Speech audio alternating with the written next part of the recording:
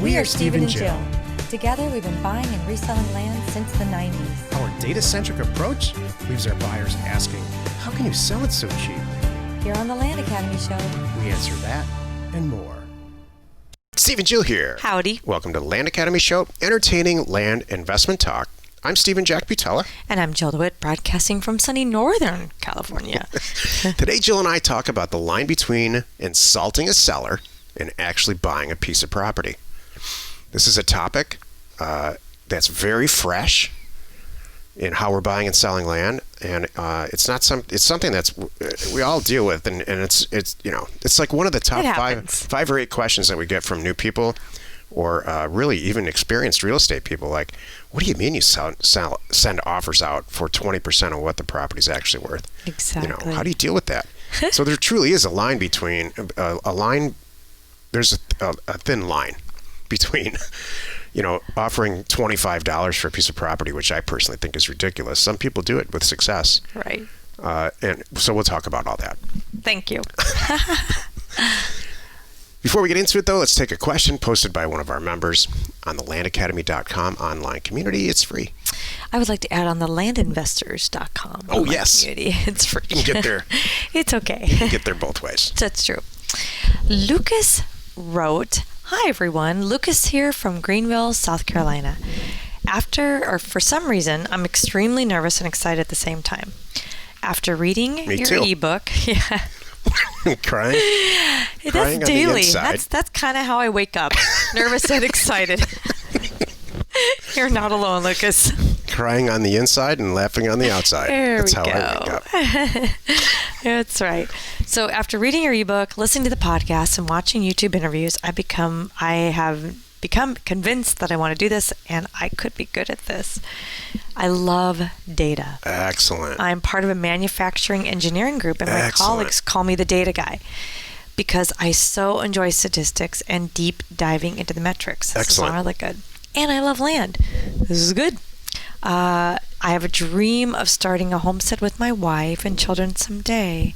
So for the last several years, I've been scouring GIS maps and Google Earth trying to find a hidden gem for our homestead.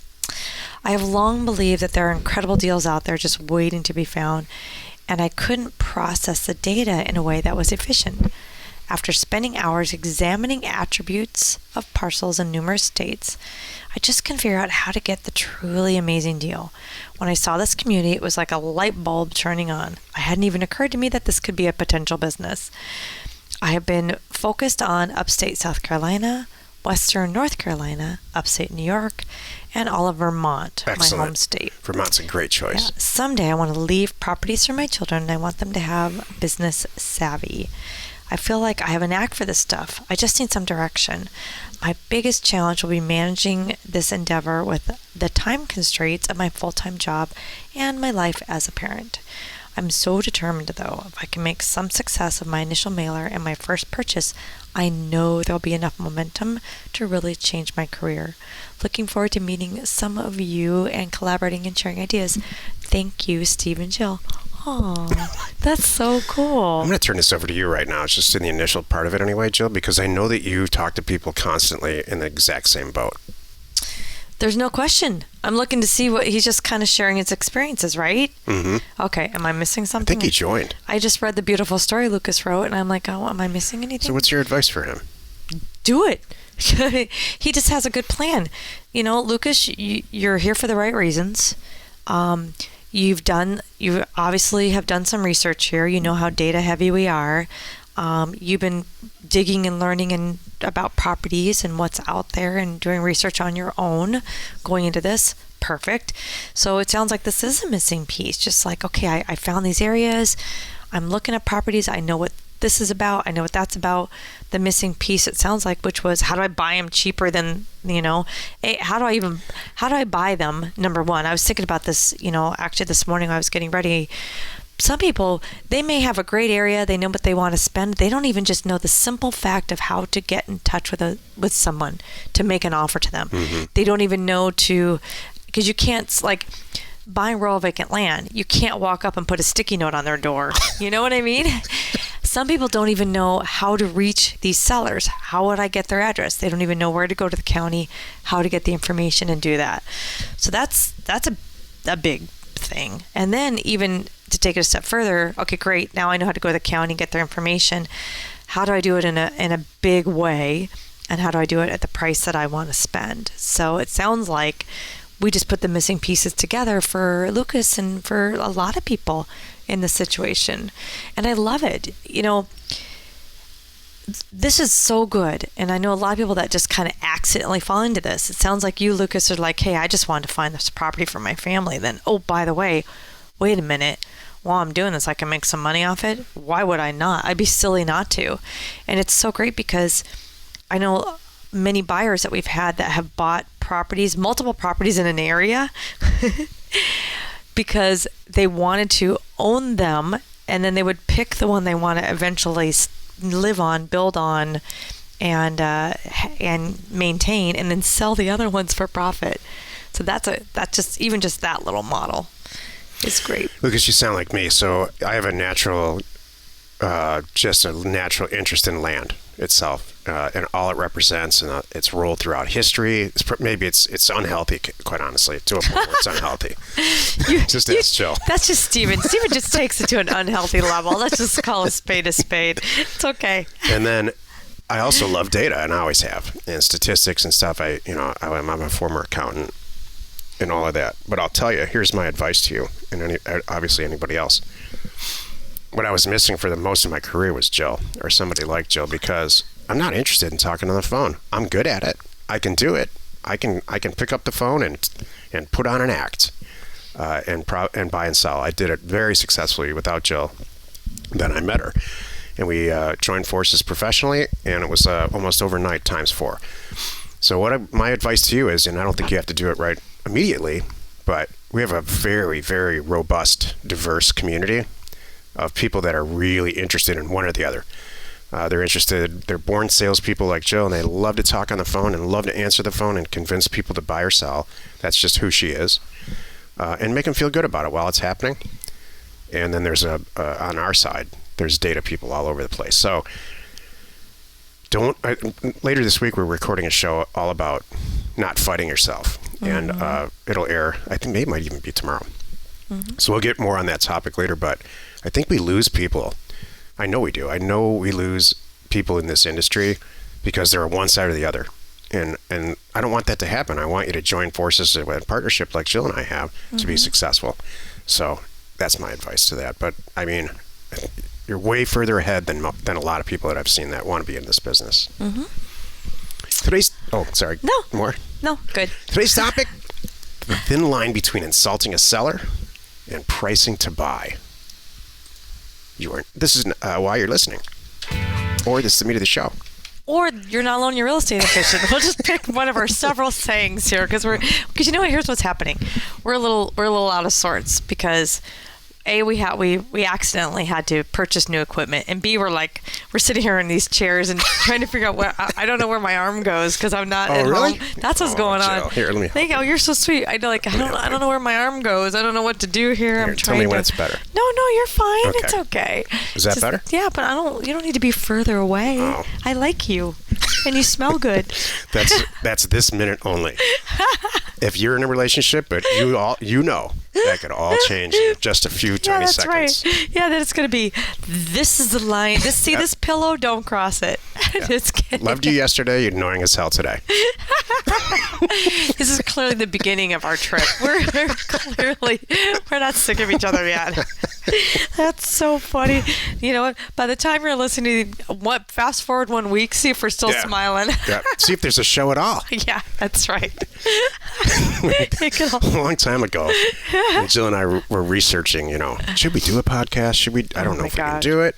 So we were listening to couples podcasts. I always knew we could do the real estate part. It's true. But can two people in a long-term relationship just, show up at the same time, and do there's long history of people who've done shows together that are now divorced. Yep. So I'm like, let's do some research. And sure enough, that if you go back and look at couples anything in podcasting, they'll have about 6 shows.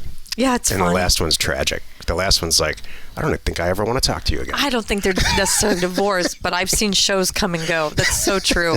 I'm like, what happened? Oh, that one fell off in 2018. Well, they made it through 10 episodes. Some of them were good. You know, yeah. And some of them are, my favorite are the ones like, there's this guy in Orange County, a couple. And I was listening to them when we were first starting our show. They were doing the same thing. I thought, oh, this is cute. Let's see how we all do together. And they still do it. It's not consistent. Excuse me. The show is still titled the same. It still continues. It's not they. It's him. And it's not consistent. So the cute picture is of the couple like on a beach. And they're like jumping in the air if you know who they are. Oh, I know who you're talking about. That show's still around? Well, he still does the show occasionally, but she's long gone, and I've seen her. No, they're still married. They still talk. Everything's cool, but she just like, yeah, not for me. And it's cute because she, 3 years ago, she started to go off on a different tangent. I'm like, oh, I want a very spiritual thing. And she was even seriously starting her own show. I'm like, oh, this is cool. Good for you. Well, that lasted, I don't know, a few months, and then that didn't take off. I'm like, here's the whole show. The spirituality of real estate investing. Could you imagine? I should do that. That's the whole show. I could do that. That's a wrap on the entire series. Oh, that is the show. What would you talk about? I don't know. Well, I could talk about stuff. Go ahead. Why people make the decisions that they do, how to quickly talk to sellers and analyze if they're real sellers or they're just wasting your time, how to quickly get to the bottom of, what is their bottom price. I would call that whole podcast, not just the episode, Jill's way to make money in real estate. Okay. We could call it that too. There's anything spiritual about that. Oh. I'm not criticizing you. I'm just saying there's no spirituality in this. Living and loving the land. Could you imagine? Love yourself. Wait. And this is here's the show here's title. the photo. The photo for the podcast would be me laying in a field, rolling around on the land, just loving the earth. Exactly. And all the data people are throwing up in their mouth right now, including me. Love the earth. Give back. All right. Anyway, back to the show. So the thin line between insulting sellers and pricing to buy. We never set out to do that, but we'll call a spade. We are sending seriously low offers for property. Now, it's low based on what the current things are selling for today, but it's not necessarily low for that person. So let me point out something. I'm often buying properties from people who have owned things for 30 years. Their parents bought it, they passed on, they got it, and I go digging and looking. I'm like, wow, they paid $18,000 for it, and I'm offering them $30,000. So they are making some money here. And the whole point is because it's worth $80,000 now. That's the realistic thing. So that's part of the thin line here. Don't go into this thinking you are insulting them. Think of this as, it's just a sincere, legitimate cash offer. That's it. And I find it funny too with these people. When people call back, some people know, some people don't know, what's selling right now. Because and usually, honestly, they don't know, because that's not what they're looking on. Your offer didn't come because they have it on the MLS. You're sending out offers because you want to buy property here. Your fingers crossed it's not on the MLS, and 99% of the time it's not. They just get your offer and go, oh wow, wow, maybe I do want to sell this. This guy's willing to pay me X. They have no idea. So whether can you mind if I just keep going? No, I want you to. Okay. It's a nice break for me. Whether you're insulting them or not, just be prepared. You might find someone going, oh, this is funny. And you might find someone going, oh, okay, this is good. Just be ready for it either way. And you're not a bad person. This is Jill spiritual real estate investing. Yes, it is.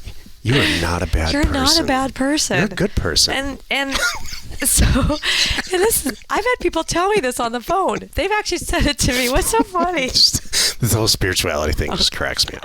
These are my notes. You're not a bad person, and you can convey God, it that. says that right in there. It says that. It's true. Because you know why? I've had people say that. They called up and they're like, all right, you clearly missed a 0 or 3. And I'm talking to them and I'm like, tell me what's going on. What did I miss? And they're like, because of this, and this, it's worth X. I'm like, okay, I hear ya. Let's get serious now. I'm not going to pay X. Let's talk about more what I'm willing to pay and what you're willing to accept. And when you talk to them too, like normal people, it'll calm the whole thing down. That's right. So, and I really had a lady the other day who is in commercial real estate tell me, look, I can tell you're not a bad person. And because you're not a bad person, I'm going to have this conversation with you. And we continued on. And then in the end, we weren't on the same page financially, but we left as friends. Like, hey, I wish you well. I wish you well. Yeah. And I'm like, if anything changes, let me know. And she's like, you know what? If anything changes, I will. Kind of thing. It was great. We had a good conversation. So, and that's what I want to get through here. You're just trying to get the facts out. My last note is just the facts, ma'am. You just want to get out there. I'm not trying to insult you. I'm giving you a good price. You tell them who you are, lightly. You don't need to go into great detail about your business model. No, here, I buy for this and I mark it up. I double my money and I try to get this out of that. They don't want to hear all that. And you don't want to convey all that. It's just as my business. And this is a price that works for me. And if it works for you too, great. If it doesn't, I understand that. And the price that I'm coming out of the gate with is the price that I offered. Now, if they don't like that price, I will give them traditionally one shot to counter and say what their bottom number is. I offered $28,000 and their bottom might be $30,000. And I might say, okay, I can work with that. If I offer them $28,000 and their bottom's $80,000, that's not going to work for me. And so that means too, they don't really want to sell. They're trying to maximize something because 80 to them is woohoo, yippee-ki-yay. Now I will sell. That's the conversation you're trying to figure out too quickly is, you're not here to provide them a lottery ticket. You're here to solve a problem. So if they're lottery ticket people, you wish them well. And I hope you do win a lottery someday. And that's great.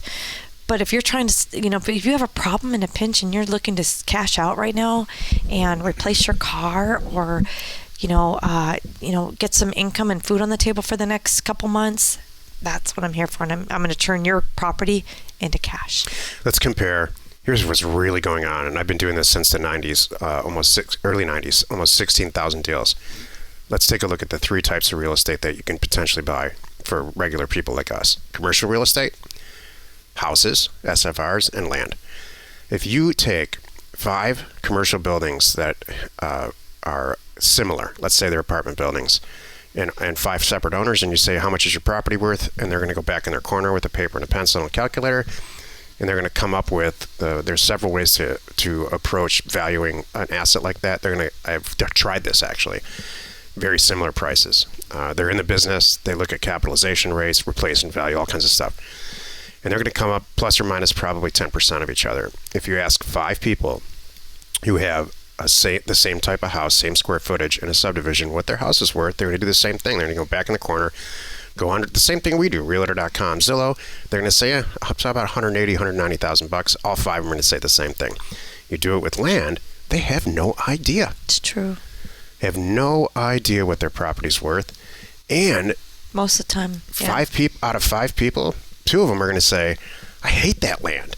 I got it from my mom. I've never seen it. I've never seen it. I'm never going to see it. Yeah. I do want to sell it. I mean, oh, really? It's worth $40,000 and you're willing to offer 20?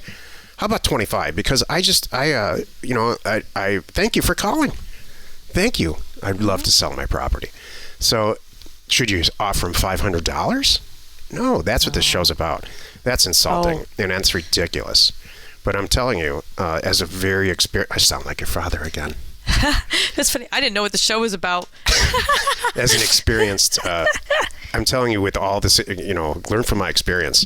A material number of landowners can't wait to get a check from you. even if it's half of what it's worth. And that's what this business model is all about. The talent lies in what Jill has in conveying that and making the people who know what their land is worth not livid, just calming them down and just getting them out of your life. Hey, you either want to buy it. It's just the facts. You either want to buy it or you don't. And if you don't, I get it. Because I have 15 more phone calls to do right now. Yeah, I say to tie our two visions of the show together.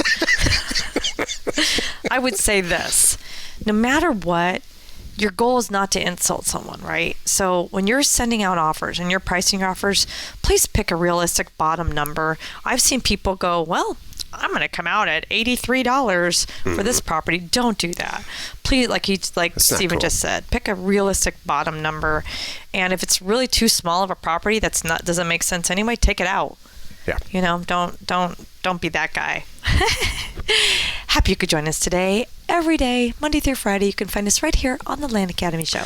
Tomorrow, the episode on the Land Academy Show is called Success Lies Within Your Natural State. You are not alone in your real estate ambition. You know what's funny? First, I thought state as in California. Like Maine. Yeah. And you mean state as in your state of being. That sounds very spiritual. That should be on the Land Spiritual Show that we're going to start. Yeah, let's do that.